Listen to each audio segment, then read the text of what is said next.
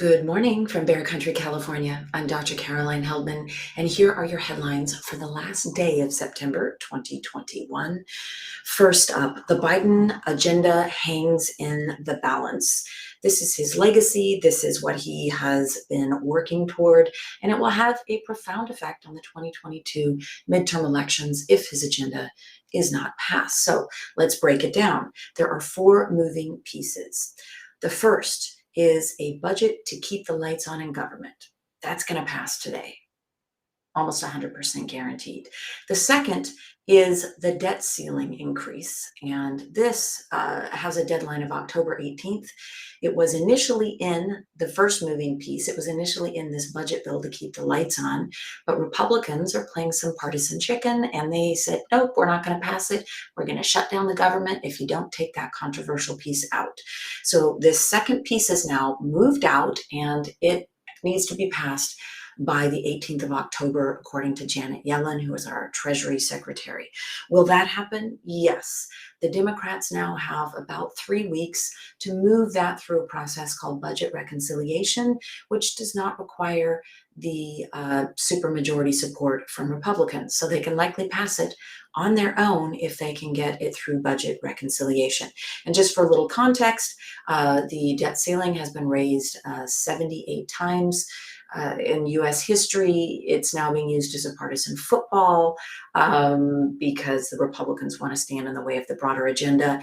But this is for debt that both parties incurred. It's for policies that both parties, supported in the past. And now Republicans are using this as a political lever, a pressure point, which is what you do in party politics. The third piece is the infrastructure bill. Now, this bill has already passed in the Senate. It is now being held up by House Republicans because of the fourth moving piece, which is this care economy climate crisis budget bill that the Democrats, progressive Democrats in the House, want coupled with the infrastructure bill. So this is where it gets a little complicated. So let's just look at these two pieces. One is the infrastructure bill, which is already passed in the Senate, and the other is the climate change or climate crisis care economy bill, what Biden is calling Build Back Better, right? The Build Back Better bill. So the infrastructure bill's passed in the Senate, but it hasn't passed in the House. It should have passed in the House because it's a Democratic bill, right? But what progressives are doing is they're saying, look, we want you to pass this Build Back Better bill at the same time you pass the infrastructure bill, or it's a no-go. So what's standing in the way of passing the Build Back Better bill? Well, it's Senate Democrats, two in particular, Joe Manchin and Kristen Sinema.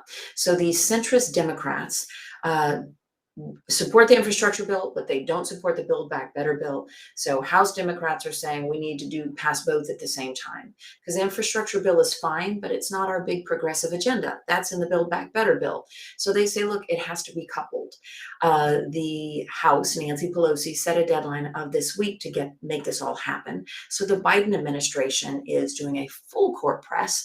Biden cleared his agenda. He canceled a trip out to Chicago. He showed up at the congressional baseball game, which Nancy Pelosi also showed up to. So they are really pushing and massaging for these progressive votes on the House side and for Kristen Sinema and Joe Manchin support on the Senate side. Oh, what a tangled web. It's like better than reality TV, maybe, except that the lives of human beings are hanging in the balance, and it'll have a profound effect on whether or not human beings are, on the planet, given the climate crisis. So it would be a fun game if it weren't so serious. So impactful. The second big headline, and this will be much quicker, the Pentagon is building a case for public transparency and admitting that the 20-year war in Afghanistan was a failure, and most specifically that the withdrawal was a failure. So the Senate brought Milley, as well as Defense Secretary Lloyd Austin and General Keith McKenzie, the head of U.S. Central Command, to talk about what has happened with the withdrawal and what happened leading up to the withdrawal. A number of things that we sort of knew, but they confirmed, and some new information. First, they acknowledged that the withdrawal was a strategic failure. They knew that the Afghan government would collapse, but they didn't know it would happen that quickly. They placed the blame for the quick collapse solely on the shoulders of Donald Trump and his Doha agreement, which was a unilateral agreement between the US and the Taliban that essentially didn't bring the Afghan government to the table. And this meant that the Afghan government cut deals with the Taliban after that agreement was in place. It also meant that morale plummeted. And so they placed the blame for the very quick collapse with the Trump administration. Then they placed the blame for the bungled withdrawal with the Biden administration. And in fact, General Milley testified that the generals wanted Biden to keep 2,500 troops in Afghanistan and not withdraw them completely and entirely. But then they shifted gears once they saw how quickly the collapse happened. So a lot happening in a very short period of time. They warned that the global threat from terror is not over and that the botched withdrawal and our broken agreements, so the botched withdrawal under Biden and the broken agreements under Trump, have substantially hurt U.S. credibility globally, that it will be very hard for us to cut deals with other countries given that we can't keep our word and did not keep our word in Afghanistan. Third big headline, and this is one that's not getting much play, Texas just released their redrawn redistricting maps based upon the most recent census. And Texas has grown, their population has grown tremendously in the past 10 years. They picked up 2 seats because of an explosion in residents. Most of that explosion is coming from Latino increases and Black increases. So how did Republicans who control the Texas legislature respond? Well, they responded in 2 ways. One, they drew very safe incumbent seats, so they're protecting, people in power are not surprisingly protecting themselves and keeping their power. But the second more kind of shocking thing that they did is that they drew the maps to diminish Black and Latino voting power. So how does this work? Well, it's really simple when you think about it.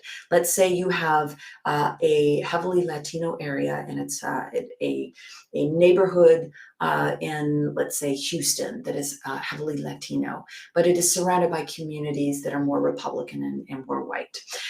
So instead of putting that voting block in an area that makes sense, right? When you redraw districts, it would make sense to draw it in areas that have large population masses.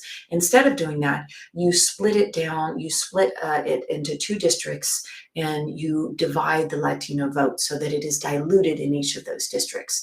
That is how you use redistricting in order to diminish the votes of certain identity groups, to diminish the votes of identity groups that you have good reason to believe are overwhelmingly Democratic. So this is what Texas has done. They have protected their incumbents. They have watered down the voting power and voice of Black and Latino voters, even though those are the folks that got them the 2 new seats. The population growth, especially with Latinos, got them the 2 new seats in Congress. And they also made all of their seats less competitive. So overwhelmingly favors Republicans. And this is what happens when you have partisan voting commissions, right? In the state of California and in 20 other states, we have moved to nonpartisan or bipartisan commissions. And these do a much better job of maintaining our democracy because they maintain the principle of one person, one vote instead of making it a partisan bloodbath. Fourth big headline, Trump is maneuvering for a 2024 presidential run. He has taken steps in recent weeks that assure us that he is indeed aiming to make another bid for the presidency in 2024. How do we know this? Well, first off, he's ramping up his public comments. He's getting involved in elections in a way that we haven't seen him involved really since a year ago. He's raising huge sums of money. He's hosting rallies, and in particular, he's hosting a rally next week in Iowa, which is the first caucus, right? And you get the momentum in Iowa, and that can be used to catapult your campaign forward. So Trump is still the most prominent and popular party in person in the Republican Party. So it is likely that he could be successful if he were to do this. But in the 2020 election, Trump's presence also brought out historic turnout. Folks voting against him, holding their nose, voting for a Democrat, independents, progressives who didn't like Biden, holding their noses and saying, look, we're voting against Donald Trump. We're not really voting for something. We're voting against Donald Trump. And that gave us the highest voter turnout in a century. So will the Republicans take the gamble and put their most popular player up for the 2024 presidential election, knowing that he will still be a highly controversial figure?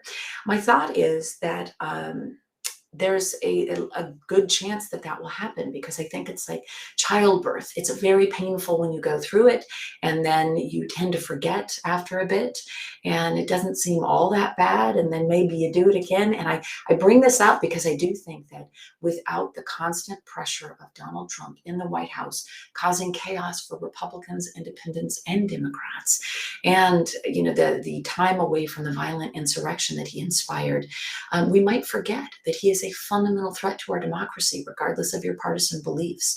So I think that Donald Trump, if he puts a real effort into getting the nomination in 2024, he will likely get it. Moving on to our last good news here. Britney is free from her father's control and his conservatorship for the past 13 years. So Britney Spears was removed as conservator earlier in the week. And now Britney's folks are pressing for the conservatorship to be lifted altogether. Why is this a good idea? Well, it's a good idea because that's what Britney Spears wants. And she is an adult, a subject who is able to make decisions for herself. She is also calling for a systemic review of conservatorship across the United States, which is a great idea because people, the thing that makes life the best is liberation, is freedom, and it's also love. So as you head out into your world, or you're staying home because of the pandemic, please be gentle with yourself, be kind to others, and rock on.